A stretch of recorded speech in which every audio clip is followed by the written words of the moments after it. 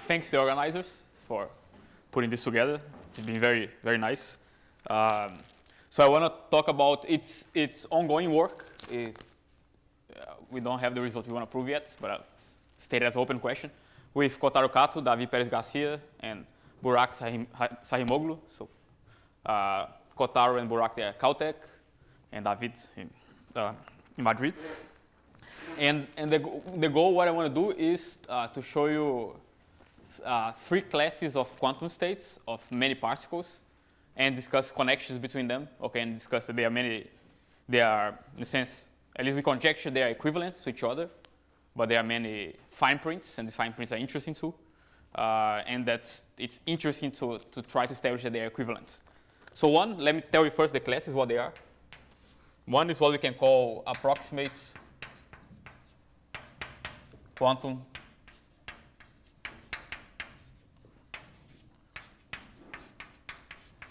Markov chains or Markov states.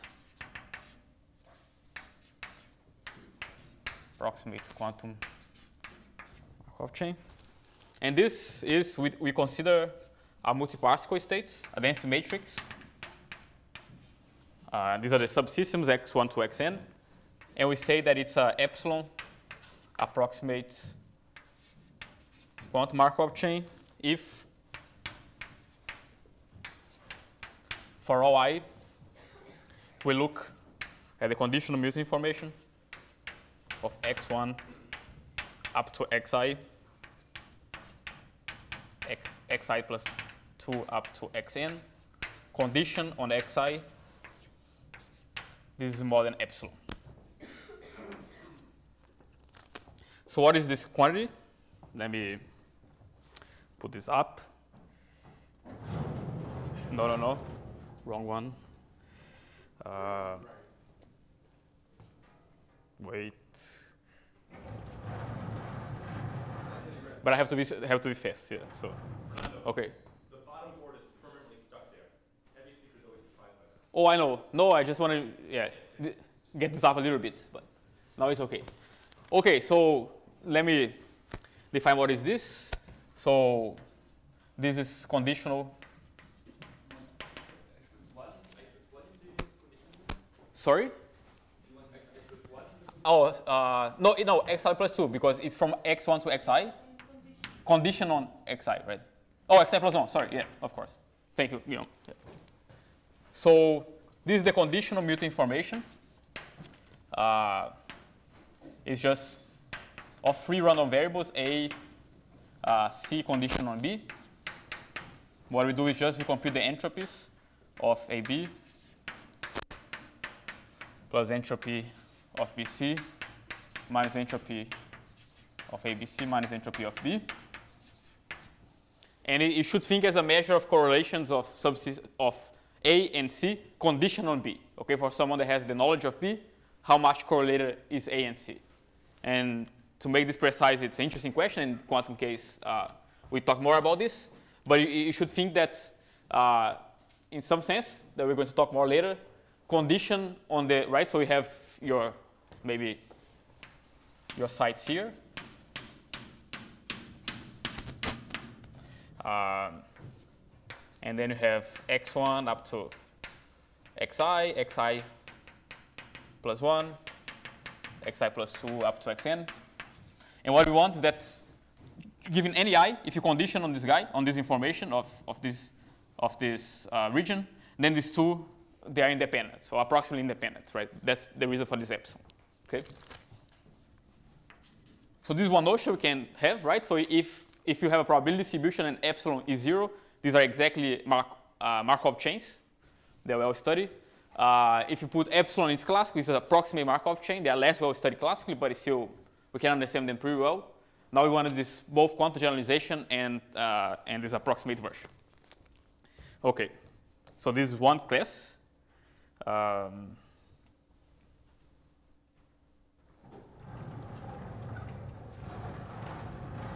Oops. Oh, I have to stop before I go up. Okay. I'll get it until the end of the talk.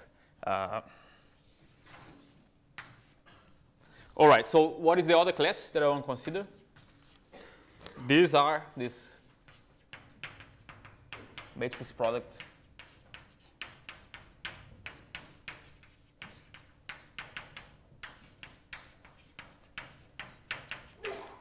density operators. So again, it's a multi-particle system. I was going to do this by x1 to xn. Let me choose a different letter, and you see why later, but let's call it label by z1 to zn. And they are defined like that. So it's a density matrix, so we have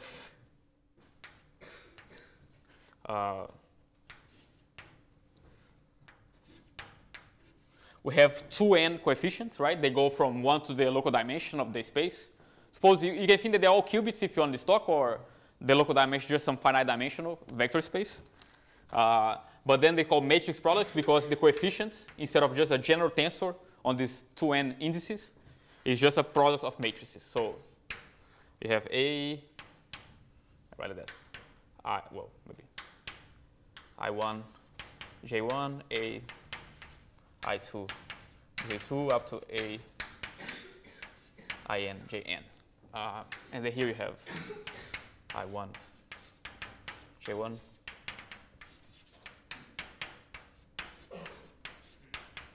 IN, JN. Okay? And you could choose each one of them differently. I choose them to be the same. So this means that this state is translation invariant, right? So that's a choice I make. I didn't have to do, but it will simplify things. Okay, so there's an important parameter in this class of states, which is the dimension of this matrix, right? So we assume that each of these ij matrices, they are d by d. Okay, and this is called bond dimension.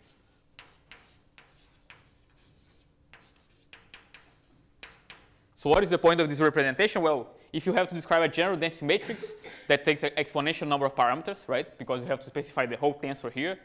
Because the tensor has this specific form, there are much less parameters, right? The number of parameters is d squared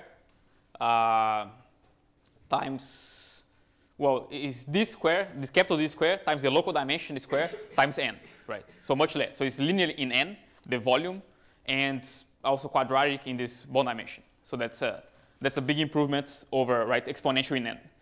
And moreover, this, because it's one dimension, it has a nice structure. If you just want to compute simple expectation values, like some local observable, for example, expectation value of a Pauli matrix on the first site, that can be easily done. Okay, that's a calculation you can easily done just using this representation. So that's very useful representation. You want to do numerics, for example, on the states. And indeed, this is like a very simple example of tensor network states. And these are people you really use in numerics, and it's very successful. So, so be interested to understand which class of states you can represent like this. Okay, so I don't know if I should. Let me just introduce this graphical notation. We won't use it too much, but maybe you saw it before. So how you can represent this tensor? So first, we can define something like this, ij. So this is a tensor with 4 indices.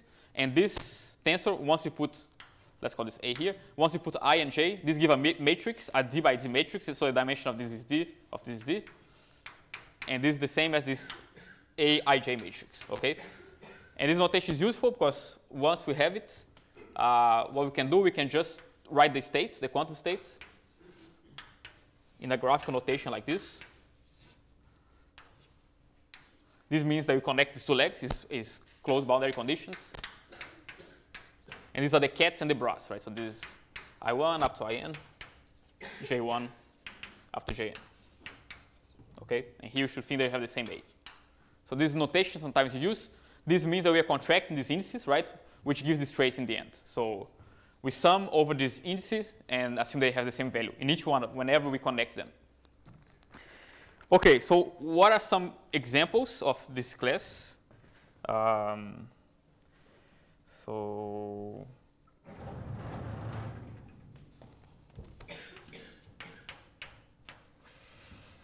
one example that would be interesting is some notion of quantum hidden Markov chain.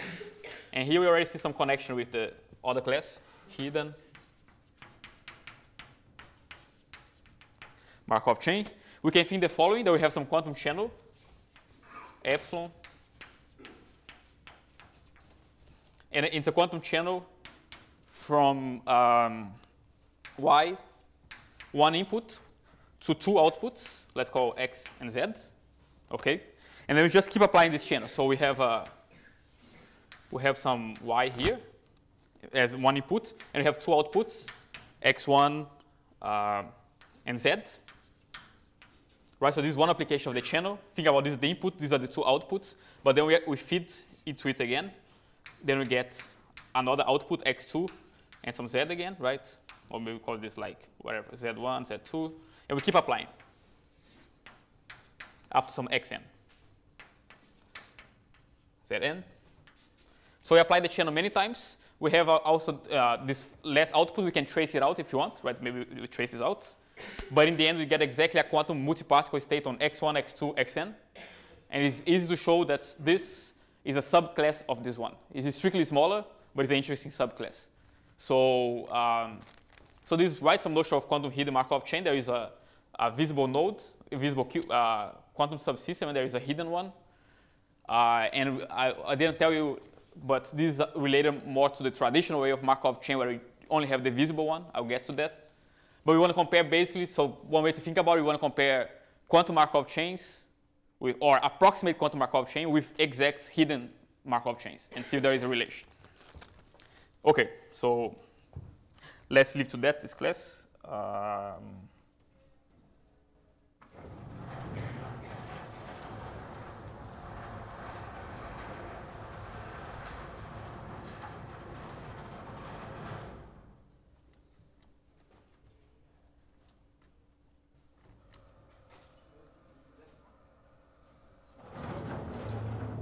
Oh, is this, okay. It's the white one. Yeah. All right.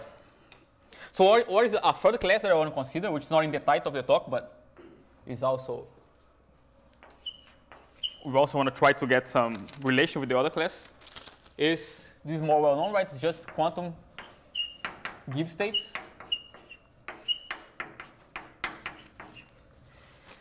So what they are, again, is the same kind of setting where you have n quantum systems. But now we define some Hermitian matrix, which we call Hamiltonian. And it's just a sum of, so the subsystems now are labeled by z, z1 up to zn. And then we have a Hermitian operator, which is a sum of a Hermitian operator which only acts on the subsystems I and I plus 1. And it's trivial on the rest, it's identity on the rest, and we sum them. So this is what we call a local Hamiltonian. Let's assume the norm is 1. And then the Gibbs states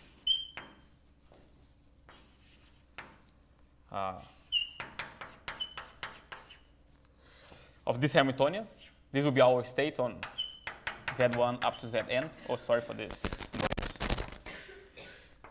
That's just, we take the exponential with some inverse temperature, just a real number of the Hamiltonian, and we normalize.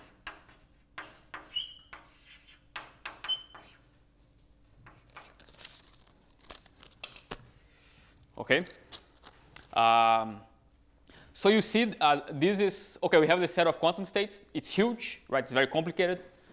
These are 3 different ways of putting some structure on it, right? And trying to make it to be more manageable, right? So in one, we're restricting the type of correlations that we have in the system.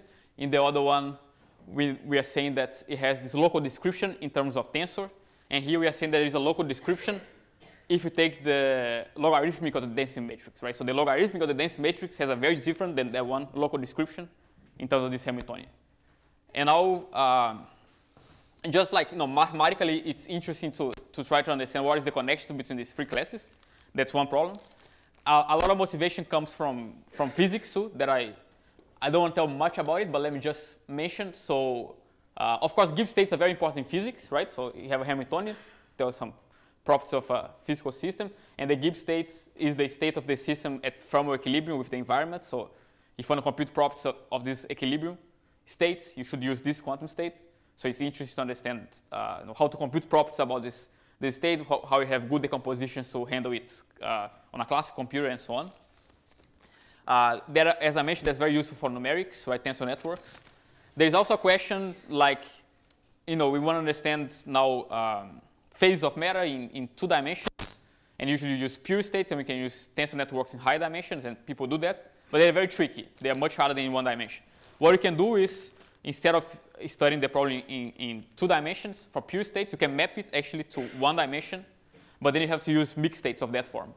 So if you want to understand like phases and properties like topological order and so on in 2 dimensions, you have to understand better a characterization of this matrix product density operators. There's much more I could say about that. I don't have time, but believe me, right, I understand this equivalence that I'm telling you, or that I'm going to show you as a conjecture, will have interesting implications to physics, not only in 1 dimension, but also in higher dimensions. And that's why we ended up thinking about this question. OK, so we have these 3 classes of states. Yes, Nilanjana? Well, it doesn't matter, right? Because this we don't, right? It's a matter of convention, right? You could choose h by minus h. But indeed, they're conventional, yeah. But let me keep it like that because I think that's right. 1 dimension, yes. So again, think about it. Z1, Z2, Zn on the line, yeah. I always consider the situation. Everything is on the line here. The subsystem is always on the line. So what is the conjecture?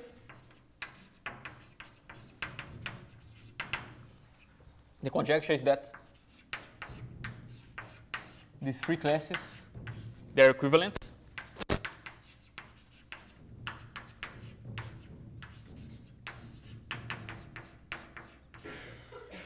Up to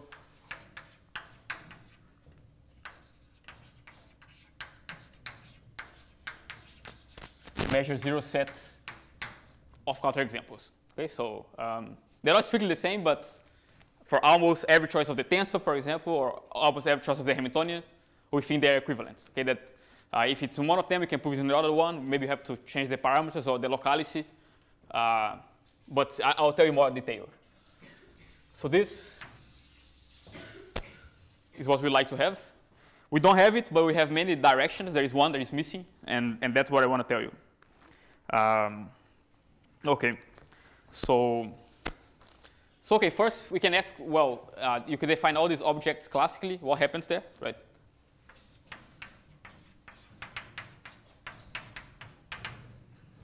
So classically, we have Markov chains. OK, just perfect Markov chains with no epsilon there. And actually, it's well known. They're equivalent to classical Gibbs states, right? They're even called like sometimes random Markov fields, right? This class of probability distribution. So this is well known. Okay, this is old and it's very simple to prove. So if you want perfect Markov chains, you have classical Gibbs states. If you want actually perfect quantum Markov chains, you do get a class of Gibbs states perfectly too, which is like Gibbs states where these local terms commute. So really, if you do not allow this epsilon, it's too restricted, the class. You don't get like the full quantum class of Gibbs states. That's why it's useful to consider error there. But I don't want to tell more about it. I mean, these matrix power operator, density operators, classically they are less well motivated, I guess, right? So people don't explore them so much. But people did ask this question for for hidden Markov chains. And what is interesting, and is a good indication that something like this might be true, hidden Markov chains classically. Of course, they are not perfectly Markov chains, but there is this result, and is due to Chazotis and Ugalde in 2009, and also Collett and Leonard in 2011.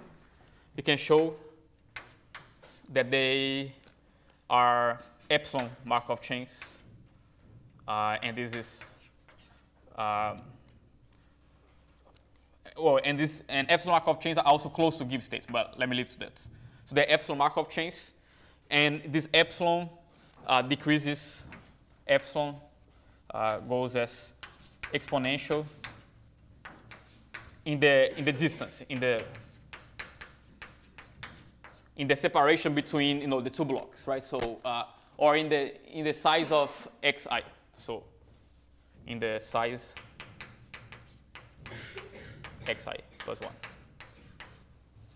Okay, so even though they are very different, like hidden Markov chains and Markov chains, they are very different objects, like with no approximations. hidden Markov chains, if you coarse grain, if you consider like larger scales, it starts looking more like a Markov chain. So that's an interesting result, and maybe something like this works in the quantum case. Okay, so what I want to do now is just tell you which of these directions we know, and then point out what is the open question, what is the one that we don't understand yet. So first, there's a theorem from Kotaro, Kato, and myself last year, which establishes this equivalence. Okay, but there are some parameters. Let me tell you. So first, it has two parts. If rho is an epsilon approximate quantum Markov chain, then if you look at the minimum over all quantum Gibbs states of the relative entropy of rho and sigma, this is like a measure of distinguishability of the two. This will be smaller than epsilon, the parameter, right, times n. Okay, so this is useful when this epsilon, right, is smaller than 1 over n, which sometimes, it is what we get, right? So, and actually we cannot improve on that. So that's one direction, right? So if it's a sufficiently good approximate quantum Markov chain with sufficiently small epsilon, indeed it will be close to a Gibbs state. There's also the converse. And the converse we can write like this. So we take our state, rho. So okay, this.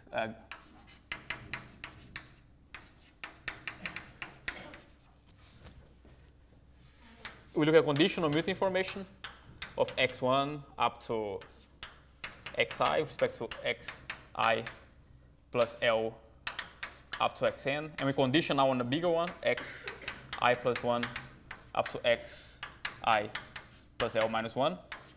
Okay. Then this decreases exponential as square root of L, the separation. This we also show where on rho, which is a Gibbs state. So, so here, the second part is given rho of this form.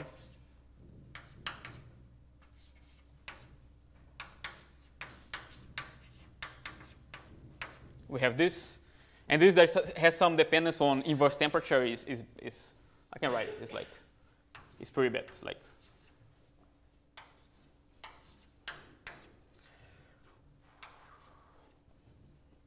Something like this. So we have the two directions, right? But you lose some parameters in both directions, right? So if it's an epsilon approximate Markov chain, it's close to Gibbs states, but you lose in the approximation factor of n. And here, if it is a Gibbs states, indeed it's an approximate quantum Markov chain, but we have to coarse grain, right? So basically, we have to group sites L, right? If you group L sites, and this we can call, for example, the new Zi that I was calling before, right? This takes the rho of this conditioning system. Then this gives an error. It goes as exponentially minus square root of L. So you choose your epsilon that you want here. Then you have to do a grouping of a number of sites that depends on this epsilon.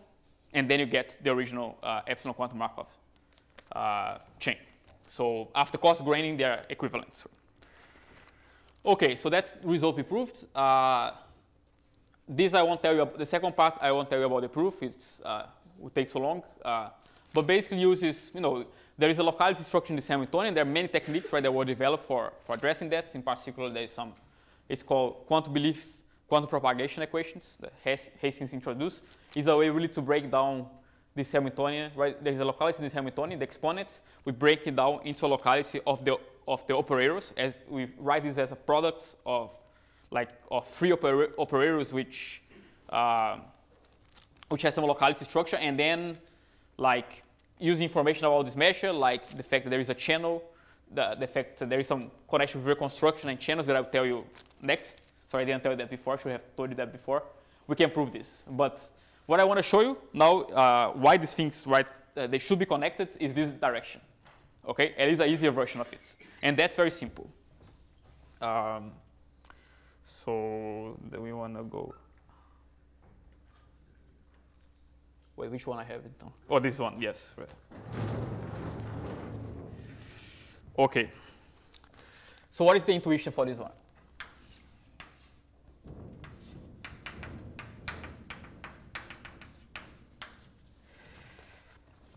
Let's consider relative entropy of rho x1 to xn.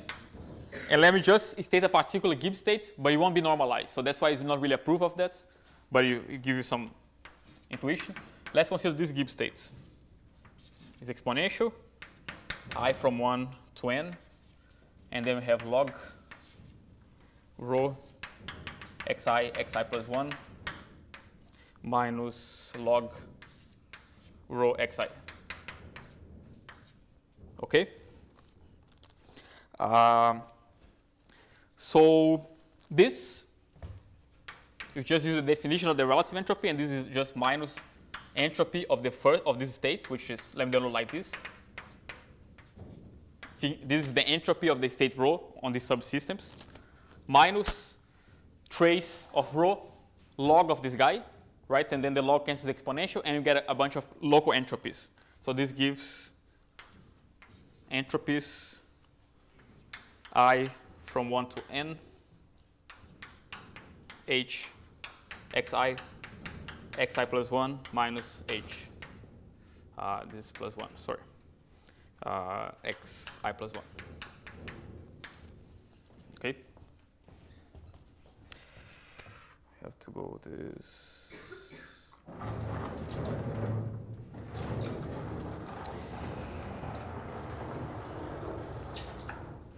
And now I claim that this guy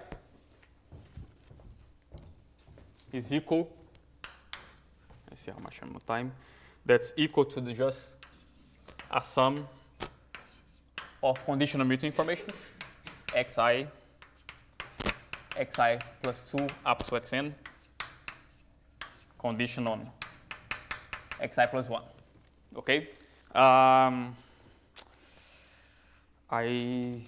I'm running a bit out of time, I think, so I don't want to write it. I leave it as an exercise, but it's very simple. You just use the definition of this, which is there in terms of 4 entropies. You expand this, you collect the right terms, and you see that you find exactly that. Okay, so so the relative entropy just for this particular Gibbs state is just the sum of these conditional mutual informations, and if this is a epsilon approximate Markov chain,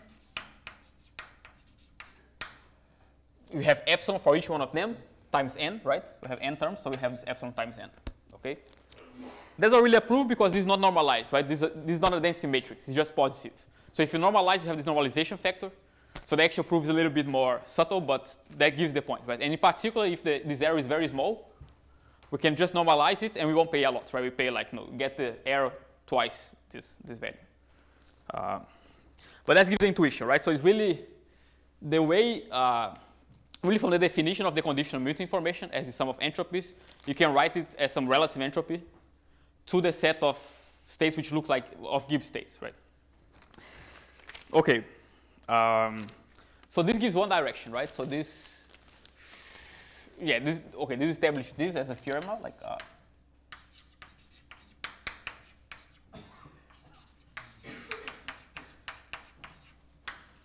So that's okay.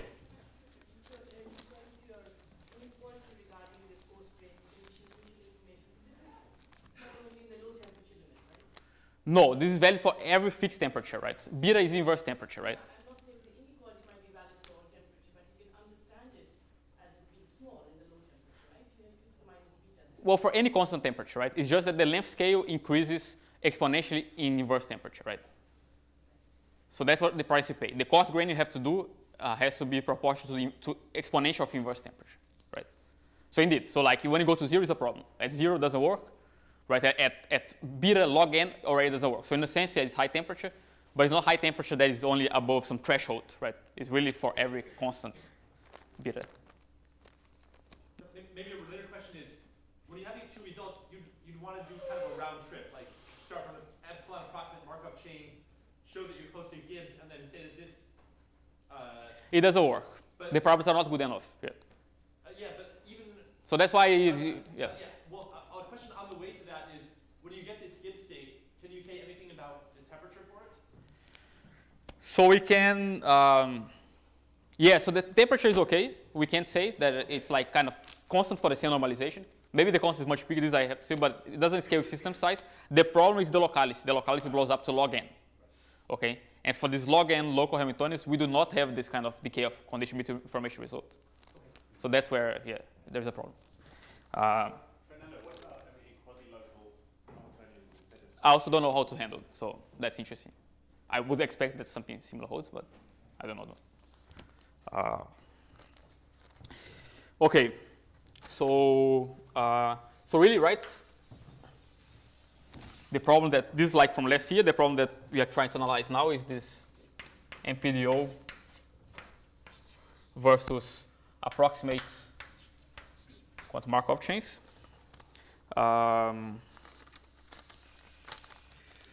So there is one direction that is also follows. So is the one that if you have an approximate quantum Markov chain, this implies MPDO.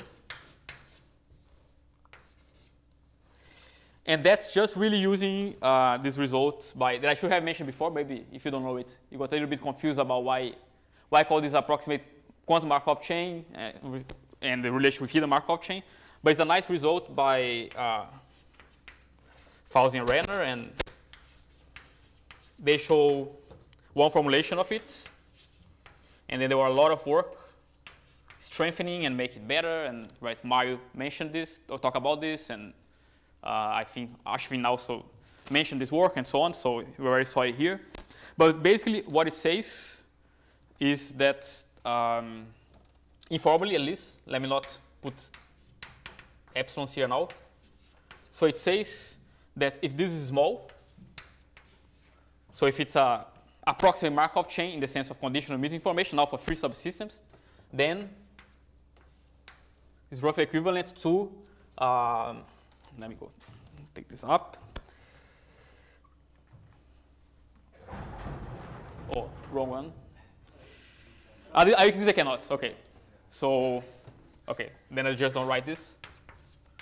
This is equivalent to the existence of a channel from B to BC such that the channel applied to the reduction on AB approximately gives the tripartite states. Okay, so you can just reconstruct the tripartite states from their marginal, and you know the error in approximation here is the same as the error approximation here up to some square root n factor or something like this, but in a dimension independent way. Okay, so what this means if we apply it over and over again in our setting of a quantum spin chain, this gives the following. This gives that we have this row x1 to xn is an approximate quantum Markov chain. Then we can write it, and we apply many times this false random result, so we get some error which scales like each time, you know, square root epsilon times n, something like this. And then we have a sequence of channels, lambda 1 from xn to xn x1, xn xn minus 1, up to lambda n, up to lambda 1, x2 to x3. So we can just build the state by applying a sequential sequence of channels, right? So this, you could also take this just as your definition of approximate quantum Markov chain, right? This is really the information just propagated locally, right? So just give information to get the states of L sites from the L minus 1 sites. We just apply a channel on the less sites, right? On the less subsystem, but it's equivalent to this conditional mutual information notion. And but now you see, right? One of the examples of a matrix product operator is exactly this quantum hidden Markov chains. So you know what you can do. For example, you can write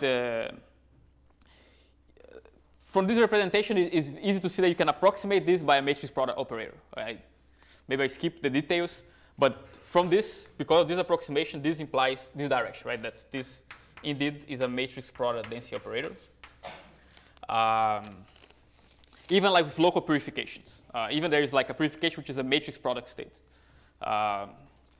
This is one way to see it. There is other ways, or they were done earlier, like Hastings proved this to matrix product density operator directly some time ago, with like where D, the bond dimension is polynomial system size. He didn't go via this approximate quantum Markov chains. But I think that's, once we have it, right, that's an easy way to see that they are connected. So this leaves us to the open question, which is if you have an approximate quantum, if you have a matrix product density operator, when is this approximate quantum Markov chain?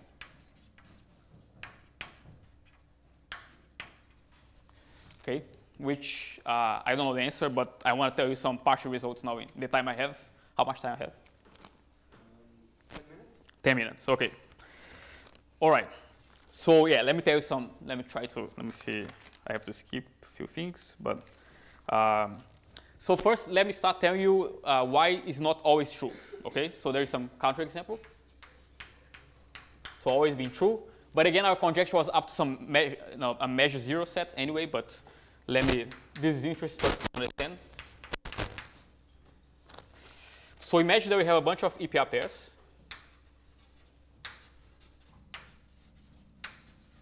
And then we apply a channel here, which is a entanglement breaking, here the same one. And this epsilon is just, you measure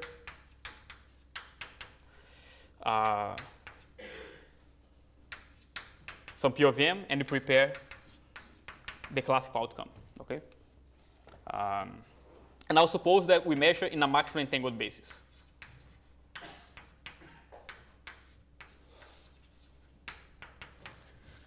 So this is a basis of maximally entangled states. And then what will happen? Entangled swap will happen here, right? So now suppose we take like this is our B, A, this is the B, the conditioning system, and this is C. And now B is classical, right? So when B is classical, the conditional mutual information, it simplifies actually. We just look at the average over all possible outcomes here. Sorry, we look at all possible outcomes here, and we take the average of these outcomes of the reduced state on A and C. So conditional mutual information being small means that if you condition on the classical information here, the outcomes, for most of them, A should be approximately product with C. Okay? So that's a simple MPDO, right? Because it's channel structure. But what you can see that if the base is maximally entangled, then you have perfect entanglement swapping, right? Condition on all these guys, you just swap the entanglement, and then you have a EPR pair between A and C. Okay, so that's bad, right? There's a lot of conditional mutual information. So CMI is always a constant. Doesn't matter the separation between the regions. So that's bad for us. But note that that's very special too, right? So if you measure in any other basis, where there is one element, one P of M element, which is not maximally entangled, in each step we have a kind of a noisy entangled swapping, and they just add up, and they have this exponential decay. Okay? So here, at least for this simple class of MPDOs given by this channel, AIs, there is only one choice of AI which gives big conditional mutual information, so it's a measure zero set. And for all the others, we have decay as we want. So that's a good sign. Then we can look at some case like we can consider, instead of von Neumann entropy, we can consider Renyi entropies, and we get some results as well. But let me tell you the last thing, which is a solution of the problem. So this conjecture in the classical case. Suppose we have a matrix product density operator, which is a probability distribution, but has this internal structure. Then we can prove this. And that's the last statement that I'm going to write. Let me just do from here.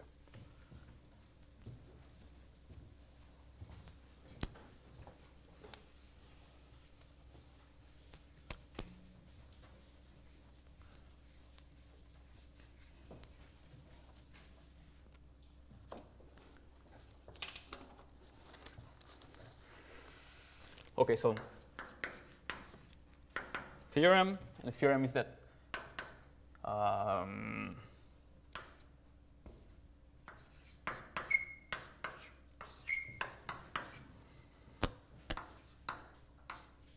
okay, classical, right, matrix product density operators. They are approximate Markov chains, right? It's classical now, up to measure zero sets. And we can classify what is the measure zero set as well. I'll tell you that. Okay, I don't have a lot of time to really introduce it properly, the conditions, but I'll give you some informal description. So what is the idea here? So let me show you what is the condition and maybe tell you a little bit why it should be true. Suppose you have our classical MPDO, which is just a probability distribution now on what I was using, Z. So this is a probability distribution on Z1 up to Zn, right? This is translation invariant, right? It's stationary. Putting some easy condition on the tensor that I won't write, but like that is also the general rule. The exception case is measure zero. We can make this to be mixing the probability distribution. So we can assume that in generic case this is ergodic, okay? And I'm going to assume that. And now, using that, we can define some linear cost cycle.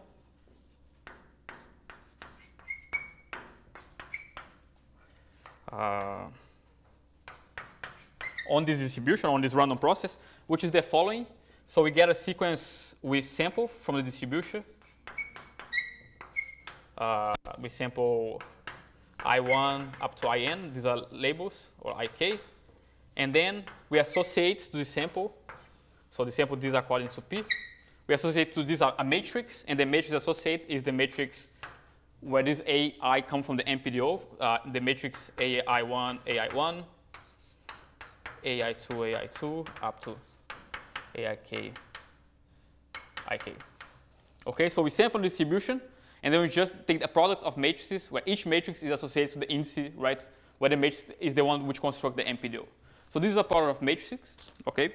And then this defines a dynamical system, right? Given this probability distribution. And now there is a interesting result in theories of dynamical systems. It's called either Oseledec's theorem or the multiplicative ergodic theorem. And what it says is that if you take this product, okay, so let me just write one index. The index is always the same, right? And this is because cat and bra are the same. It's a classical probability distribution now. So just have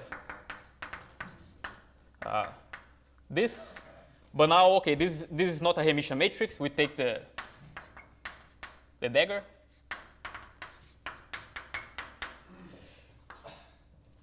Now suppose we take the 1 over kth root of this, okay? Then this theorem says that in the limits,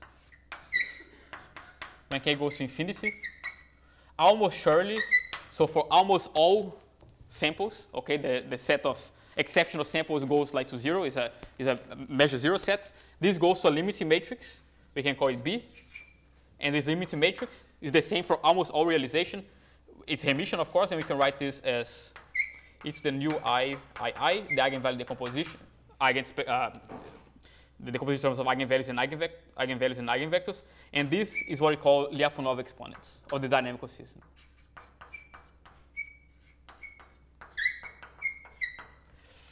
And now, what is the condition? The condition is that once we take the MPDO and we consider this dynamical system associated to it, the condition is that this is true if there is a gap in the Lyapunov exponents.